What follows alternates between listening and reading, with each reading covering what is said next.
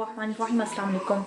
अच्छा जी, आज हम लोगों ने बात करनी है कि 30 नवंबर 2025 को एक SRO आया है, SRO 2070, जिसके तहत आपने हर 3 मंथ्स के बाद जो है रिटर्न फाइल करनी है। और ये जो रिटर्न बेसिकली है कि ये एक विद होल्डिंग स्टेटमेंट है, जो कि आप लोग ऑलरेडी भी बहुत सारी जो बड़ी लार्ज कंपनीज हैं, ये टैक्स पेयर्स हैं, वो फाइल कर रही हैं। लेकिन आप जो है बहुत सारे दूसरे जो टैक्स पेयर्स हैं जिसको इसके बारे में इंफॉर्मेशन नहीं है, उन्होंने भी इस रिटर्न को जो है फाइल करना है। बेसिकली यूँ कह लें कि आप विद होल्डिंग स्टेटमेंट जो है विद होल्डिंग एजेंट सबमिट करवाते थे in case of deduction of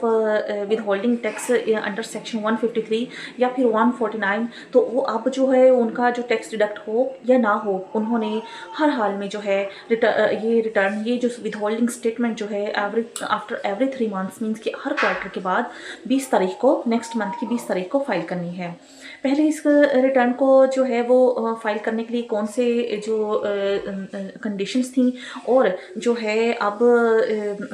जो इसका कौन सा जो इनकम टैक्स ऑर्डिनेंस के कानून में चेंजेस आए हैं, कौन से सेक्शन में चेंजेस आए हैं जिसके तहत इसको चेंज किया गया है, और जो है अब जो कमिंग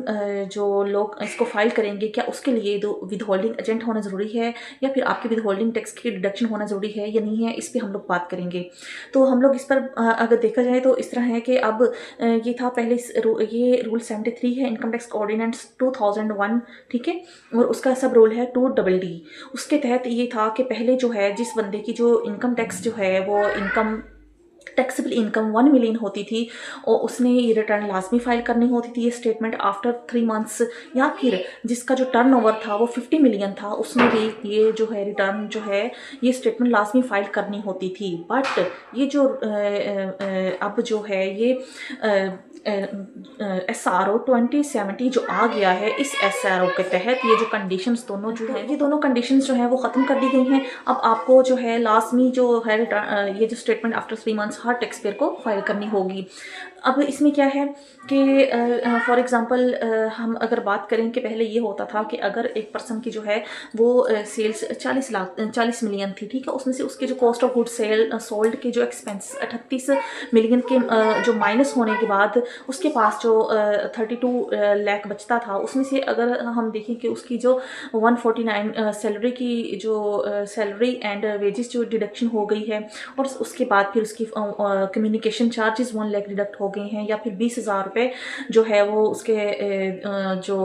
उसके स्टेशनरी में चले गए हैं। तो ये जो तमाम जो है वो वेंडर को जब पेमेंट कर रहा होता है, तो वो जो इसकी जो 153 की डिडक्शन कर रहा होता है, या फिर अंडर सेक्शन 149 की डिडक्शन हो रही होती है अगर वो salaries and wages mean salaries अगर अपने एम्प्लॉयज़ को दे रहा होता है। तो अब क्या है कि ये जो SRO आने के बाद जो उसकी ये चाहे डिडक्शंस हो रही हैं या नहीं हो रही, उसने जो हर हाल में जो है वो विद होल्डिंग ये स्टेटमेंट जो फाइल करनी है। और whether he is under as a working as a withholding agent, means withholding agent कौन था, जिसका टर्नओवर लास्ट ईयर्स में 100 मिलियन से अबाउ रह चुका हो, वो उसने जो उसके लिए ज़रूरी था कि वो जब किसी को पेमेंट करेगा तो उसमें से टैक्स विद हेल्ड कर ले 153 सेक्शन के तहत या 149, ठीक है। तो लेकिन अब चुना के अगर कोई बंदा विद होल्डिंग एजेंट के जो है सिनेरियो में फॉल कर रहा है या नहीं कर रहा, या फिर उसकी 153 की डिडक्शंस हो रही हैं या नहीं हो रही, 149 की डिडक्शंस हो रही हैं या नहीं हो रही,